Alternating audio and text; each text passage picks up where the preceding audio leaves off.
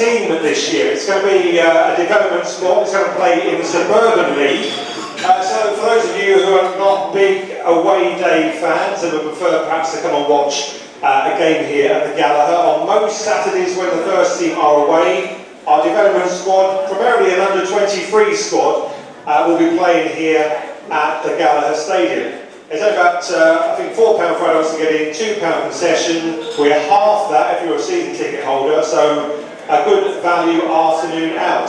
What's been great about this development squad, as much as we want to bring through the players in the future, it's given us an opportunity to bring back 2 players from our past. We're delighted that they're back with us, delighted they've come to join us to take on this exciting project. Simon Austin and Kane Rice, come forward.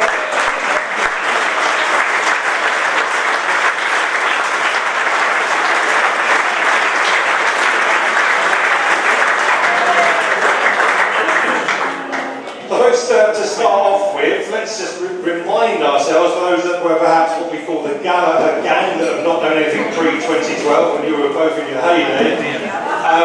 What years were you with the club? I don't know, put me under pressure there. Do you not know more than me? No, but you've only had an hour and 20 minutes. Oh, right. So from the Kent League days through to winning the Ryman South up to Ryman Prems, I think it was about 2006-07. I'm sure people here can probably tell me that. I've got some people nodding, so that's a good sign. I think we'll go with that. And I think most people remember the Redbridge game in particular.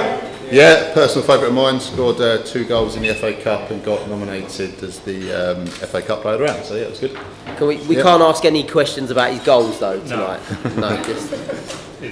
And Kane, for yourself, when were you with us? I was the Ryman South winning year, and then again in not such a great year, about 4 years after that. I think it was the last season, the year at Ashford, when we was there. So, yeah. They were popular days, weren't they? Yeah, lots of great. I remember them very well. Kane, believe it or not, was 16 when he joined us, and that was in what year? 2005-06. Yeah, so he's aged very well. Yeah. Sorry, you have as well, sir. Sorry, just get that one in there, just in case. So obviously you got your first trial tomorrow night, so it's your first game is going to be in the middle of August, so it's quite a tight turnaround, but you're looking forward to this opportunity that's come up. Absolutely, yeah, it's a fantastic opportunity. It's good to be back, although I would say that it's changed slightly from the City days, when we're positive, but some familiar faces, which is good to see. So the season kicks off on the 17th of August, so we've got a few weeks, but obviously we're starting from scratch. We're a couple of weeks behind, or a couple of months really, behind where we should be. But we've got 6 players now committed, so we've got a squad of 6. We've got a trial game tomorrow night and Tuesday, so we're hoping that after that we can have our own core squad. Obviously with this role, we're going to be dropping players in and out on a regular basis, so we're going to be working with the A-teams and the academy teams, bringing those players up into our squad, and then I'm sure there'll be first teamers need the odd game or 2, but we do need our own core squad, which is what we're working on at the moment, getting some friendlies in and getting the training sorted. I think the main objective for us is the development aspect of it, so working with the 16s, the 18s, and really those lads that have maybe been not quite ready for the first team, that have gone out to other local clubs, sort of Skeffel level and Ryman South level, and hopefully we can keep them a little bit longer and give them the opportunity to develop and hopefully hit the first team squad. So, yeah. And in terms of your own career, obviously you must have had inspirational coaches back in the day. For your own management style, have they fed into that, or do you consider yourself, you've kind of moulded your own managerial brief? Yeah, you play under many managers, and I wouldn't say there's one particular one that stands out, but you do, as you're going along, try to take on board some of the things that works for you. Some managers got different styles, and it doesn't relate to how you work or how you are as a person. So I think nowadays it's about blending that style, and styles have changed over the years. I think Kane and I complement each other quite well. We have got different styles. Kane is more development and leads on the coaching side, and I tend to focus more on the management side. Do we have any questions in the room? Does anyone remember back there? John's got a question. This should be good. Here we go. So, are you going to play wonderful, attractive football, attacking all the time?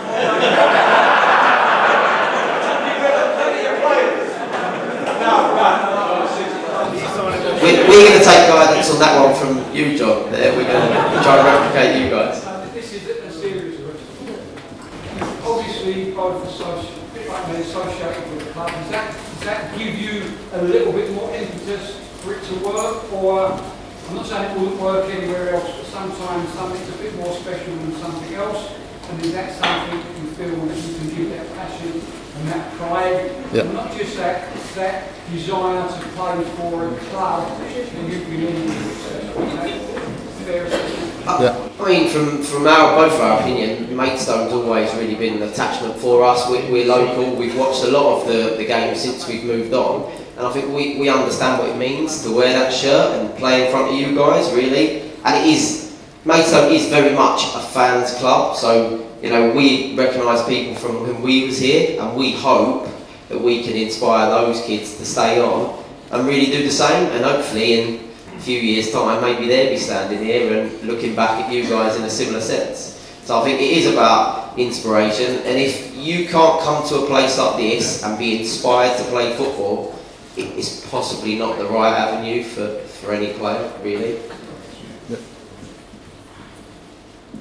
Any more for any more? Yeah, one at the back there. So we've got a lot of very good schools around the area. You could look to try and bring out the likes of Valley Park, Cornwallis. Are you going to try and look around those schools for talented footballers as well as those who have academies, etc.? Because we, as Bay, sometimes we all have one of our own, really. The ones Jack Richards and obviously Jake Andrew and Mason, we love it. Are you going to be looking at that sort of thing? Yeah, absolutely. That's exactly the kind of player we're looking for. As I said, we need to create our own core squad. There's an academy here already. But as John said, they've got a fantastic scouting network for the first team. We've got very similar, I wouldn't say nowhere near the scale, but we have got people that are in touch with regular, with local, under 16, 15 football. Yeah. Any more for any more? Yes. You actually going to be playing in the 23 league?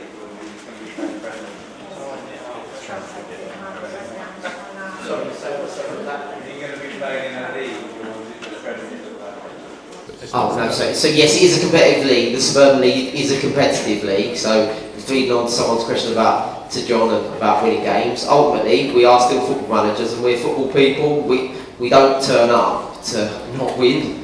That's not the purpose. I think what we've got is a purpose that is aligned to that, which is about the development of the players. And what you'll find is win, lose, draw, play in front of people, play in front of anyone. It's all an experience. I think you can't give a young footballer an experience of scoring in front of 200-300 people. And the difference in that is, if you know, we're looking for you guys to attend our games when you're not attending first team games, because those young people, if they get to the first team and walk out in front of 2,200 people, as the average was last year, they won't have that as an experience, and that is also about their development and their process. So for you guys, for us, for those players, for the future of the club, it's important that if you're not travelling with the first team, come down, take a look, take an interest, and hopefully you will also be a part in inspiring them players to want to stay, to be a part of Maidstone United longer term. That's a very good answer, that one. Any more for any more? If not, can I ask you to thank Simon and Kane and wish them all the best.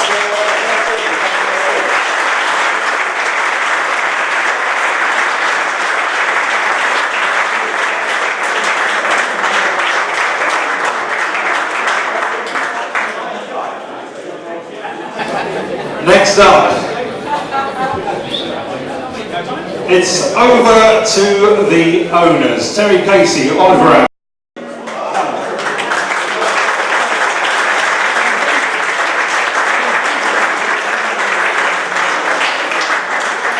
I guess we can start with just a look at how you think the summer's gone so far, what your hopes and aspirations are for next season, and then we will throw it open to the floor and see what questions people have for you. Thanks very much. Thanks everybody for coming. The big observation we've made this close season is that everyone that John and Hakan has signed have been desperate to come and play for Maidstone, and that's so important. They've had one or two players that they've looked at, they've been a bit lukewarm about coming here, and Hakan especially would immediately say, if they don't want to be here, we don't want them. The one thing that we didn't do last year. We didn't do a lot of things, but one of the main things we never ever generated that passion from the players into the supporters. We signed apparently 56 players, which is completely ludicrous. And the whole season was very depressing for everybody. And what I said to the players earlier on today was, all we really asked of them, I think was touched on earlier, if we can go home knowing that 11, 12, 13 of Maidstone's players really gave it everything, then we can at least go home happy. We still don't want to go and lose, but at least we could feel that these fellas, they wanted to play for Maidstone. That it's our football club. I mean, the passion that the supporters show here at Maidstone is quite extraordinary for a South Eastern club. And we just want the footballers that we sign and pay to share that passion and go onto the pitch, desperate to do it, and just feel the way about the club that we do. And that's going to be a major step forward. And I think if we get to that point, we'll have a big chance of doing really well next season. I don't think next year is going to be easy. John said he never goes over budget. He's already gone over budget, so and it's not true. We didn't say he could have as much money as he likes. So, and it was last year was a problem. We were trying to buy our way out of trouble, and it went against all the principles of the football club.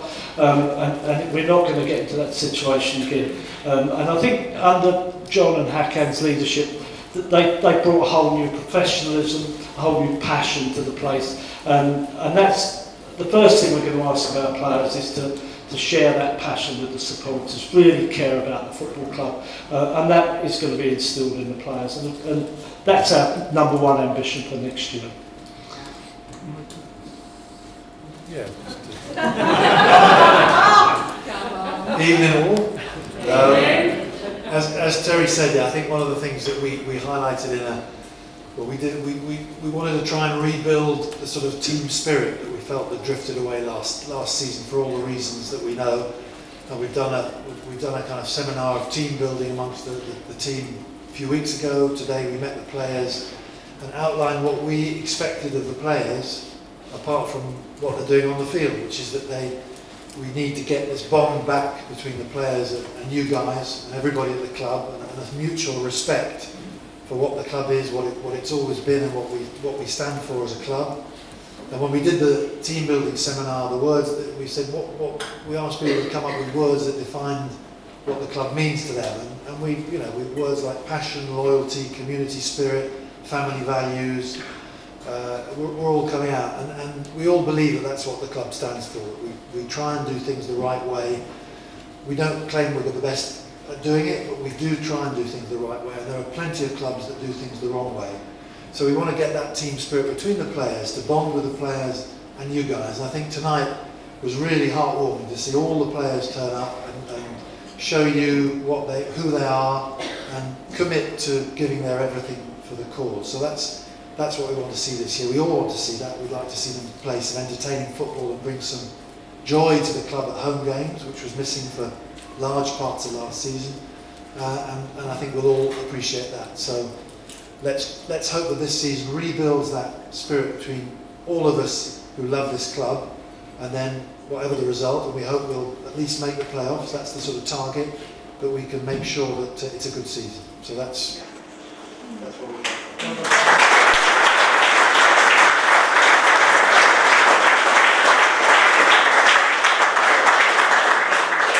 Okay, we're throwing the floor open to you. Any questions you'd like to ask of Terry and Oliver? We're going to start with Ken.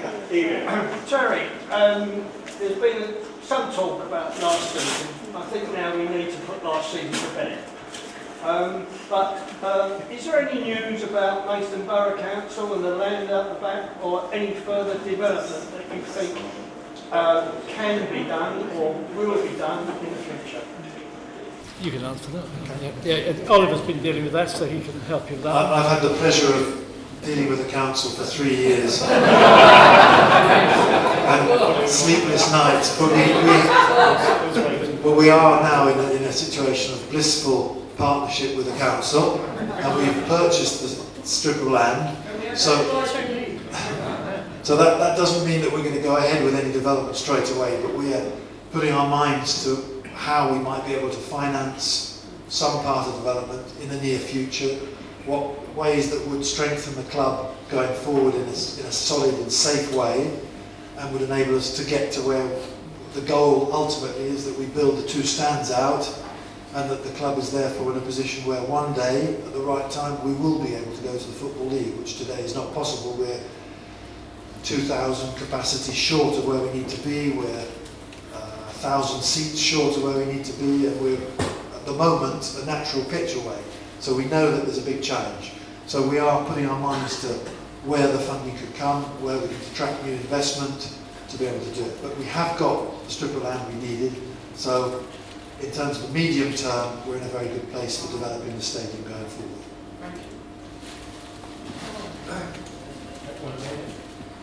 While you're talking about finance of the club, have you got sell-on clauses on any of the players that you've actually signed? If you've got like a 2-year deal, do you actually enforce that onto contracts?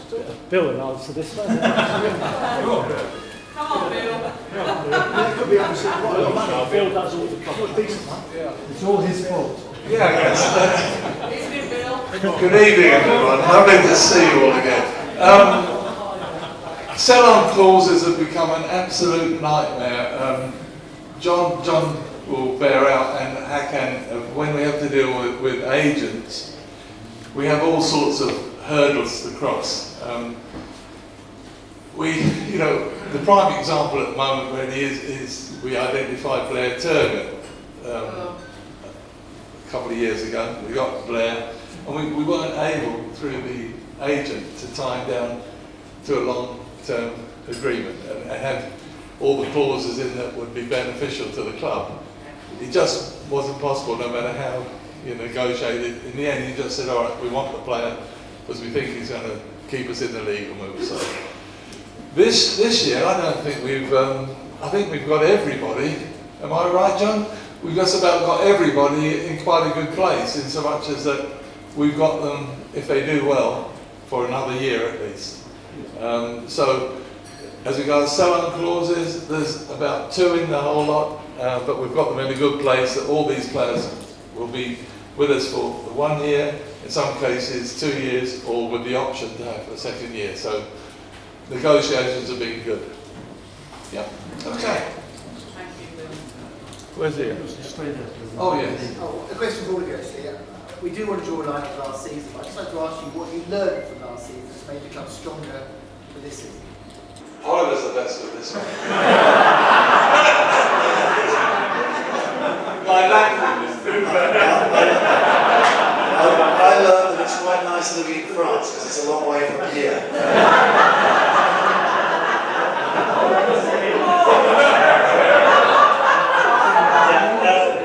Seriously, we've learned huge amounts, and you do tend to learn a lot more from adversity than those years of success where we thought we could virtually walk on water every year. We did better and better and better.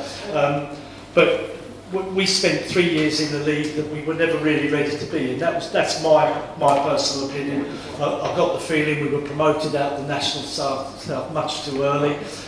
We got promoted with probably fewer points than any team had ever done. And then from then on, it was constantly trying to catch up.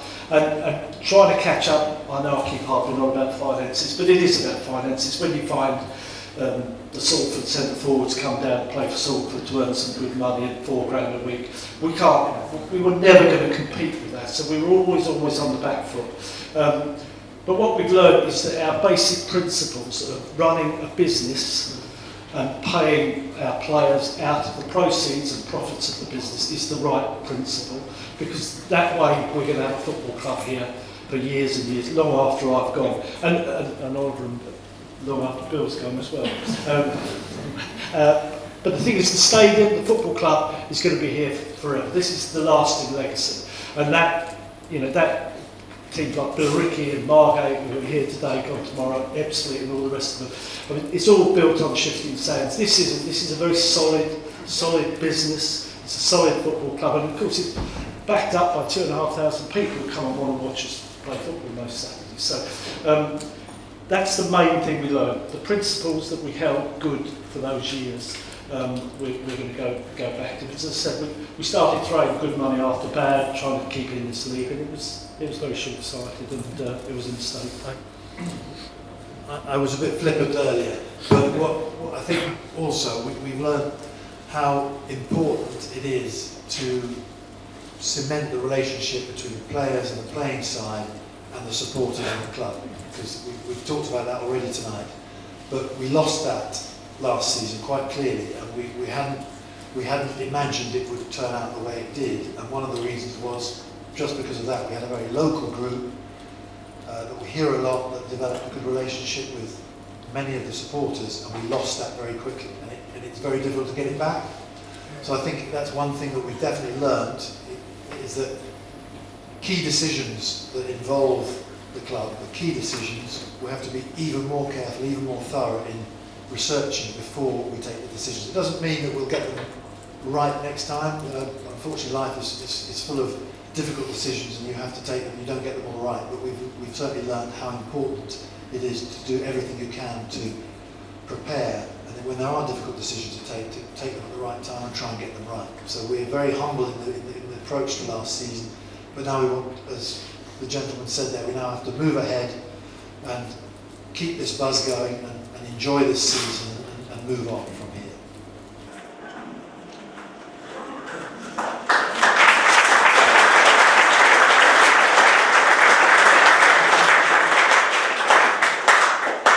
Any more for any more? What's the situation with segregation this year? Will we get the whole of the games with Genco stand for some games this year? Yeah, they had a meeting today. It looks as though we're going to segregate 5 matches. And the one that may be up for interesting discussion is the one with Dulwich. So whether we have a sort of loving relationship with the Dulwich supporters, and we think they'll probably bring about 500 or 600 down with us. But the obvious ones we're going to segregate will be Billericay.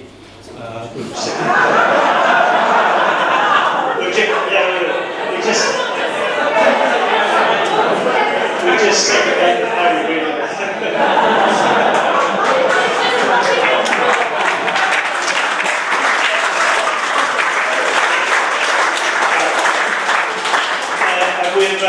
Wilston will segregate, Dartford will segregate, but not very many. And I think a lot of people are looking forward to that it's more intimate match day experience. A lot of people are looking forward to drinking during the game, which says more about you lot than anything else. People like to drink about 3 or 4 pints while the game's going on. It always looks better, 4 or 5 in that. So yeah, there's 5 games segregated, but yeah, the rest are all going to be lovings.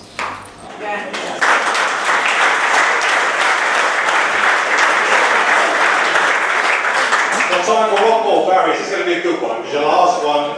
Very simple one. How's the level of support looking this season compared to this time for the last 3 seasons in National League? The level of support? Yeah, how's it looking? Yeah, season ticket sales are about the same as last year. Fraction down, but all the posh seats are sold, the Gullens and the Amber and the Boval, so all the sponsors have come back. But yeah, only a little bit down. But you've got to notice that Torquay went down the year before, and then while they're near the top of the league, they were getting crowds of 4,000 to come. People want to see their football team winning football matches, and that just will bring the crowds back up. So yeah, the support is solid, very solid. I thank Terry and Oliver and of course Bill for his